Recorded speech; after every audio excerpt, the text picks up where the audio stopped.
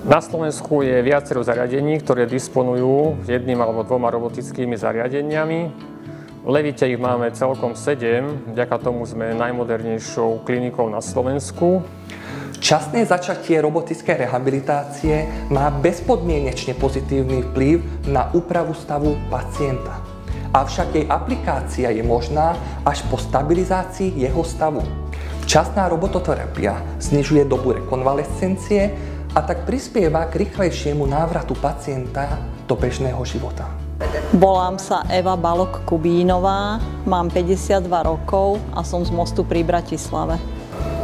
Doteraz som bola tu v Levite. Najprv som šla do Lokomatu, potom som išla na Miro a na Armeo. Rehabilitovanie, cvičenie v Levite určite odporúčam aj detským pacientom, aj dospelým, lebo má to svoje viditeľné pokroky.